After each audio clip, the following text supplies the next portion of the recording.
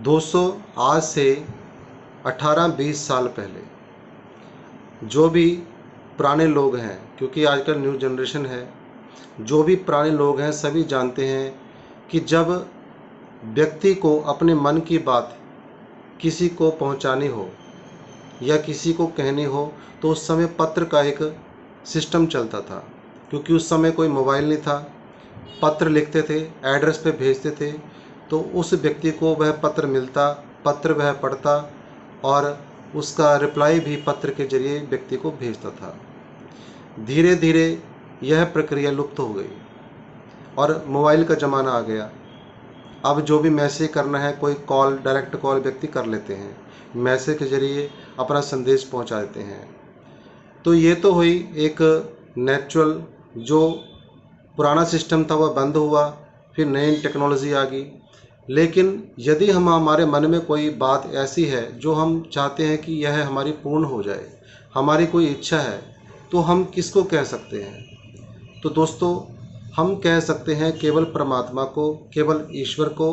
हम अपने मन की इच्छाओं को उनके सामने प्रकट कर सकते हैं और हमारी इच्छाओं को वही पूरी कर सकते हैं, और किसी में दम नहीं है कि हमारी इच्छाओं को कोई पूरा कर सके। तो नमस्कार, मैं हूं एस्ट्रोलॉजर आशीष शर्मा और मेरे इस ज्योतिष चैनल एस्ट्रो 22 में आप सभी का हार्दिक अभिनंदन है, स्वागत है। दोस्तों, आशा करता हूं कि आप सभी सुखी होंगे, संपन्न होंगे, आनंदपूर्वक होंगे। आज मैं बात करने जा रहा हूं एक ऐसे उपाय की जो बहुत ही छोटा उपाय है लेकिन बहुत बड़े बड़े काम को अंजाम दे देता है। क्योंकि पहले भी कई लोग इन चीज़ों को करते थे, लेकिन धीरे धीरे यह उपाय भी लुप्त हो चुका है। लेकिन आज मैं इसको आप सभी के सामने खोलने जा रहा हूँ।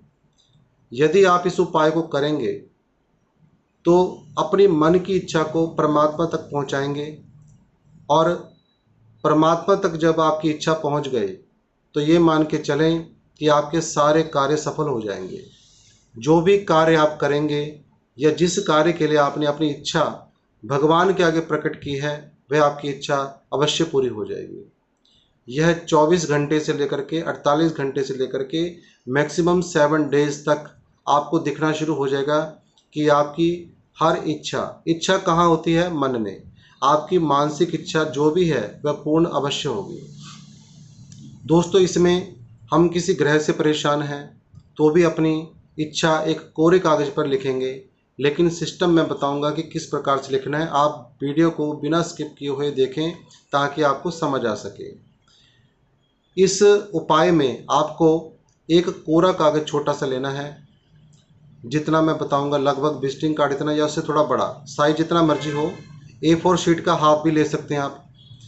वाइट पेपर लेना आपको और एक कटोरी लेनी है। उसमें आपको कुमकुम डालना है, जो लाल रंग की जो चंदन तिलक लगता है माथे पे, कुमकुम। उसके बीच में आपको हल्दी की मात्रा बराबर में डालनी है। ये चीज़ ध्यान रखें, जितना आप कुमकुम डालेंगे उतना ही हल्दी भी आपने डालनी है, बिल्कुल बराबर मात्रा। यदि 1 चम्मच, आधा चम्मच आप कुमकुम डालेंगे तो आधा चम्मच ही आपको हल्दी डालनी है। अब उसके अंदर ही 1 या 2 पत्ती आपको केसर की डाल देनी है।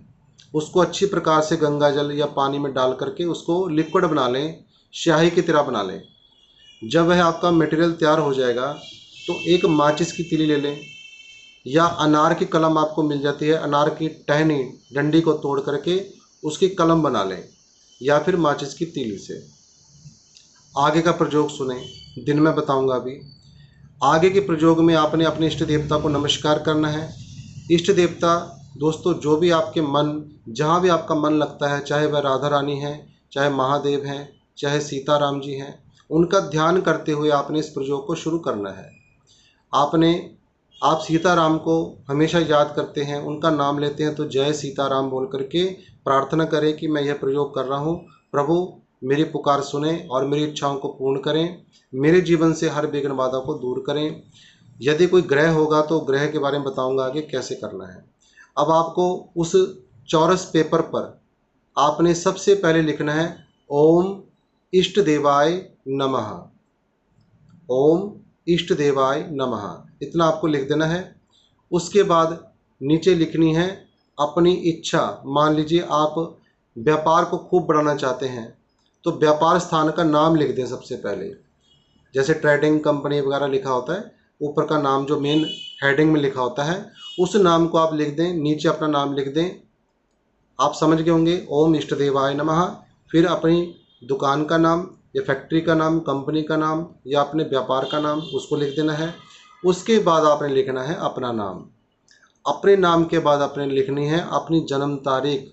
यदि जन्म तारीख नहीं पता तो कोई दिक्कत नहीं है, केवल नाम लिख करके गोत्र लिख दें नीचे अपना। गोत्र से पूरा आपका जो है सर्टिफाई हो जाता है कि हाँ ये व्यक्ति है। यदि गोत्र पता है तो फिर आपको जन्म तारीख लिखने की जरूरत नहीं है, नाम के नीचे गोत्र लिख दिया अपना। इच्छा अपनी उसके बाद लिखनी है। व्यापार या जो भी आप चाहते हैं, मेरा व्यापार प्रगति करे, मेरा व्यापार खूब तरक्की में जाए, या मैं अपने व्यापार में खूब आगे बढ़ूं, आसमान में पहुंचूं, इस प्रकार से जो भी आप लिखना चाहो लिख सकते हो। इसी प्रकार से यदि आप नौकरी आपके पास नहीं है तो आपने सबसे पहले ओम इष्ट देवाय नमः, उसके बाद अपना जो है जहाँ पर भी आप नौकरी करना चाहते हैं, कोई कंपनी है जहाँ आप रिजेक्ट हो जा रहे हैं या वहीं पर आप आगे बढ़ना चाहते हो, उस कंपनी का नाम लिख दें। तो उसके बाद अपना नाम लिखें, अपना गोत्र लिख दें, अपनी इच्छा लिख दें। इस प्रकार से आपको प्रयोग करना है।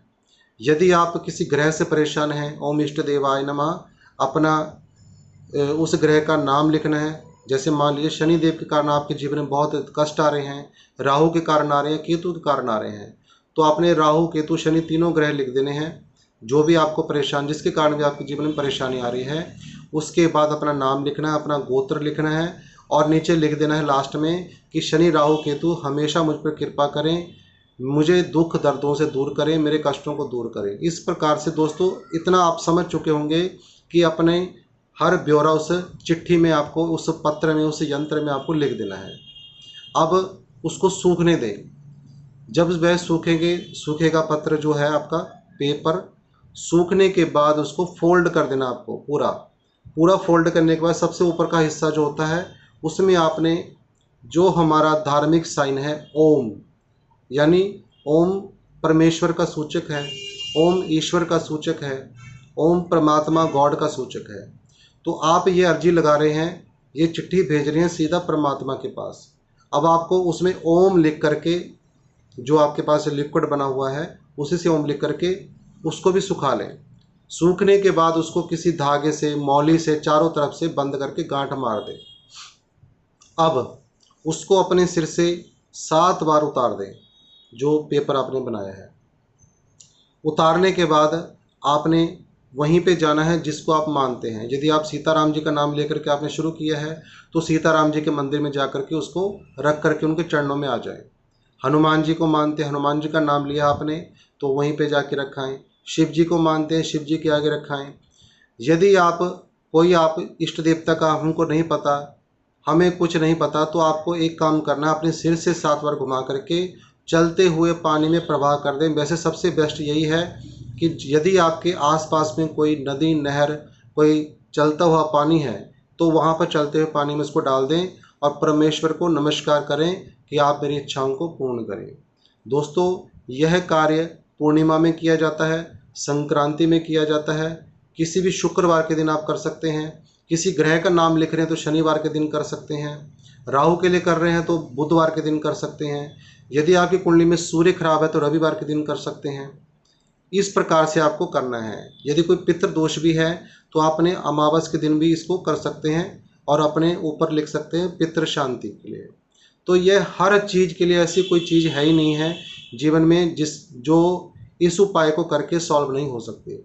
आपकी इच्छा भी पूरी हो सकती है। आपके विवाह में रुकावट आ रही है तो विवाह आपका हो जाएगा, 100% गारंटी दे रहा हूँ इस बात की, यदि आप सही भावना से इसको करते हैं, जैसा मैंने बताया वैसे आप करते हैं। तो कुल मिलाकर के अभी तक मैंने आपको पूरी जानकारी दी है, जो जो मुझे इसका ध्यान है, नॉलेज है, और कई लोगों से करवाया भी है मैंने। जो कई लोग पैसे नहीं खर्च पाते किसी उपाय को करके, तो यह इतना ज़बरदस्त उपाय है कि करके एक बार में ही आपको रिजल्ट दिख जाएगा और इसके संकेत आपको 24 घंटे और 48 घंटे के बीच में दिखना शुरू हो जाएंगे। आप करिए।